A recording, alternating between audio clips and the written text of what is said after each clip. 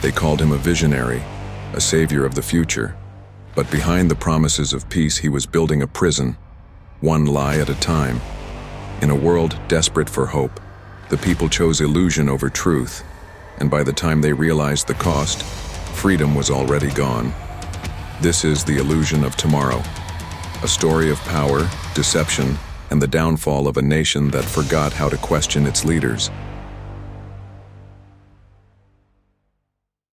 Thank you for joining me for Storytime with Tanya for this story called The Illusion of Tomorrow. This is part 1, called The Rise of Adrian Vale. The first time Adrian Vale appeared before the masses, he was nothing more than a face among 1,000 glowing screens. Projected 60 feet high above the cracked marble plaza of New Aethel.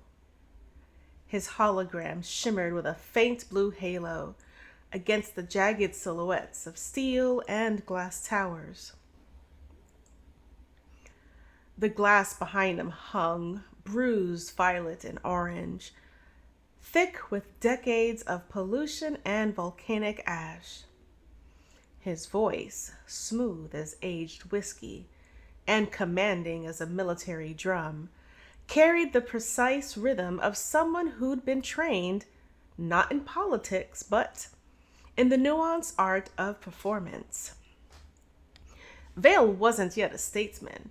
He was an illusionist, a showman who had once dazzled small crowds in underground theaters with elaborate tricks of light and shadow, making coins materialize from thin air and volunteers disappear in puffs of crimson smoke. And yet, that night, tens of millions across 7 territories tuned in, their faces bathed in the gold glow of their screens. "I don't stand before you as a politician," Vale declared, his uncanny green eyes enhanced by retinal implants that caught the dying sunlight like polished malachite, sweeping across the sea of upturned faces. His holographic hand rose, fingers splayed against the bruised sky. "I stand as one of you, a man who has been ignored, overlooked, and silenced by those in ivory towers, but no longer." His voice dropped to a whisper that somehow carried to every corner of the plaza, intimate as a confession. "The time for renewal is here. The future is ours together." The crowd roared, a primal sound that rattled windows in nearby buildings. Tears streamed down weathered cheeks. Strangers embraced. They believed him with the desperate conviction of the long abandoned. Elias Garrow, however, did not. He sat in his small flat across town, a third-floor walk-up with stains mapping the ceiling like ancient constellations. The broadcast flickered across his weathered face, casting shadows that deepened the lines around his eyes. Eyes that had spent decades squinting at faded manuscripts under the sickly fluorescent lights of New Aethel's university's sub-basement archives. His fingers, permanently stained with the sepia of deteriorating parchment, drummed against the arm of his threadbare chair. He recognized Vale's cadence, the theatrical pauses, the half-truths dressed as promises, the same rhetorical patterns that had preceded the collapse of 2087. His wife, Clara, glanced over from her perch on the sofa's edge, noticing how the muscles in his jaw clenched beneath salt and pepper stubble. "You're reading too much into it," Clara said, leaning forward until the hologram's emerald light caught the silver strands of her otherwise auburn hair. Her eyes, once the deep brown of fertile soil, but now clouded with early cataracts, reflected Vale's towering figure in miniature as she watched his projection with parted lips. He's giving people hope. Isn't that what we need? Elias shook his head slowly, the joints in his neck cracking like kindle. His fingers traced the worn velvet of his chair, feeling each thread where the fabric had surrendered to time. Hope in the wrong hands is the sharpest weapon of all. It cuts deeper than fear ever could. Vale understood what no other candidate grasped. Facts no longer swayed the people. Emotion did. Data was dismissed as sterile mathematics. The province of elites with their pristine laboratories and ivory tower algorithms, logic was distrusted as a labyrinth designed to confuse the common citizen. People didn't want truth.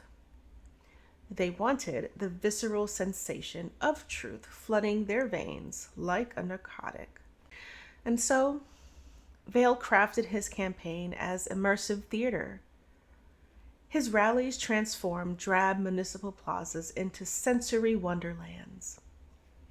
When he spoke of a broken society, three-dimensional holograms of crumbling bridges with exposed rebar and darkened hospitals where phantasmal patients writhed on gurneys materialized behind him. When he promised safety, augmented skies transitioned from toxic ember to crystalline azure, while glass and graphene cities gleamed like diamond fractals in sunlight, and holographic Carolina parakeets, extinct for 2 centuries, fluttered overhead in iridescent emerald flocks. Reality is what we choose it to be, he told the people, his voice caressing each syllable like a lover. The line was replayed endlessly on wristbands, projected onto cloud formations, tattooed on forearms, becoming not a promise, but a creed etched into the collective consciousness. Investigative journalists published exposés that vanished from feeds within hours. Gray-haired professors with trembling voices raised alarms in half-empty lecture halls. Archivists, like Elias, unearthed court documents showing Vale's 7 bankruptcies, his abandoned investors, the stage performances that ended with audience members missing their wallets. None of it mattered. Why dwell on dusty paperwork? Citizens replied, their eyes reflecting holographic promises, when he's the only one painting tomorrow in colors we can taste. And so, when the election came, Vale swept the polls by 63%, a margin so wide that even the algorithms couldn't hide their surprise. The night of his victory, engineered fireworks split the polluted heavy sky into shards of emerald and gold that rained down chemical sweetness on upturned tongues.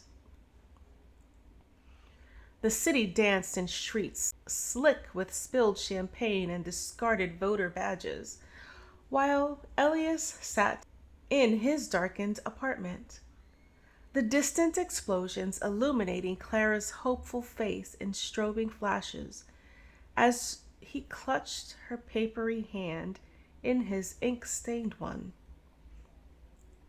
whispering a truth that fell between them like a stone. This will not end well.